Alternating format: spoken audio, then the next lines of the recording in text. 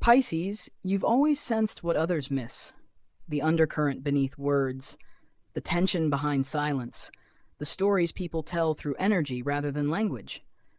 But lately, it feels like your gift has turned heavy. You absorb everything: the mood of a room, the pain of others, the collective noise of a world that rarely stops speaking. You keep giving empathy until you disappear in it. And 2026, or rather this moment right now, asks you to do something radical. Stop saving everyone else and start rescuing yourself. Because the real transformation ahead is not about feeling more, it's about feeling differently. Hi, love, it's Aira. Let's begin. The first card coming through is Energy Overload. This isn't burnout from doing too much, it's depletion from feeling too much. Emotionally, it feels like fog, fatigue, and overstimulation that doesn't go away even after rest. It's your system saying, enough. In your daily life, this shows up as withdrawing socially or needing longer recovery after even simple interactions. You might feel anxious in crowds, restless alone, unable to fully recharge either way. Internally, this is your intuition asking for boundaries. You've been carrying energetic cords that were never yours to begin with. The more you absorb, the more invisible you become to yourself. This is where your cycle begins, when empathy replaces identity. The second card is False Responsibility. This energy runs deep for Pisces, the unconscious belief that your peace depends on everyone else's stability. Emotionally, it feels noble, even loving, to fix and hold others through their storms. In your life, it shows up as overextending, being the emotional anchor, the listener, the healer, even when you're running on empty. You keep the peace, even when it costs your own. Internally, false responsibility builds quiet resentment. You begin to feel unseen by those you rescue. But that resentment is really self-abandonment in disguise. It's the soul saying, I gave again what I didn't have to give. The repetition continues because every time you save someone, you postpone your own healing. The third card appearing is Emotional Mirage. This is the illusion that connection equals merging. Emotionally, you confuse closeness with absorption. Feeling what they feel becomes your way of showing love. In your life, this creates relationships where boundaries blur. You take on others' pain to lighten their load, not realizing that it keeps them dependent and you drained. Internally, emotional mirages distort your sense of reality. You start losing track of what feelings are truly yours. Your intuition turns noisy because too many voices echo inside it. This mirage ends only when you stop defining empathy as surrender. The fourth card stepping in is Spiritual Grounding. This is the moment spirit pulls you back to yourself. Emotionally, it feels unfamiliar at first. Being grounded almost feels numb when you've lived in emotional intensity for so long. In your life, grounding means routines, structure, movement, nutrition, and stillness that belong to you.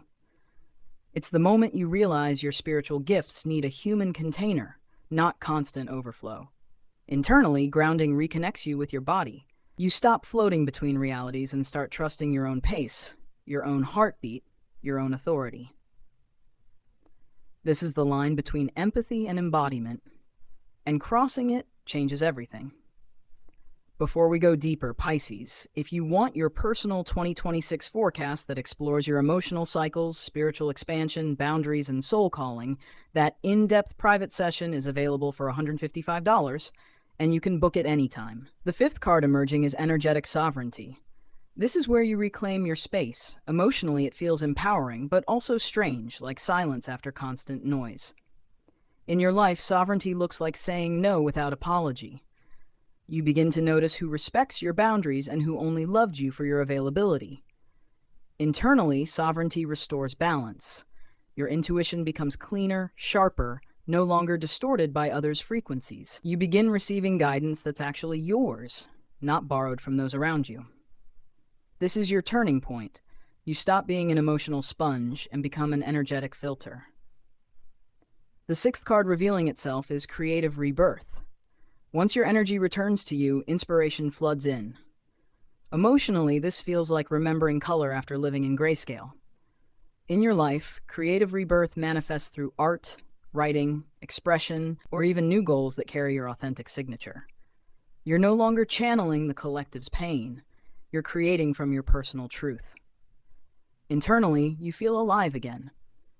Imagination, which once escaped into fantasy, now becomes grounded creation. You stop escaping through dreams and start building them. This rebirth teaches you that inspiration without exhaustion is your new standard. The seventh card stepping forward is reciprocal connection. Finally, love starts to feel mutual. Emotionally, this feels stable, clear, and nourishing, not the kind of love you have to heal from. In your life, reciprocal connection shows up as people who match your energy rather than drain it. You start experiencing relationships where you can give freely because you're not the only one pouring. Internally, you stop auditioning for love through caretaking. You become magnetic through balance. This is when real intimacy begins, where both people stay whole. Pisces, if this is resonating, take a moment to like, share, comment, and subscribe. It helps this energy reach those who are still giving themselves away just to be seen. The eighth and final card is emotional liberation. This is freedom, not from emotion, but from attachment to suffering. Emotionally, you feel peace that doesn't need drama to exist. In your life, liberation looks like self-trust. You make choices based on inner guidance, not guilt. You love people deeply, but no longer lose yourself doing it. Internally, this is the union of empathy and autonomy. You remain open, intuitive, and kind, but anchored in your own center. This is emotional maturity at its highest vibration, feeling everything, but being owned by nothing. This is the truth. The cycle didn't repeat because you loved too much. It repeated because you forgot that your love was sacred and meant to include you. Affirmation: I call my energy back from every space where I left it. I honor my sensitivity as a strength, not a burden. I give without losing myself, and I receive without guilt. My emotions are not my weakness, they are my wisdom.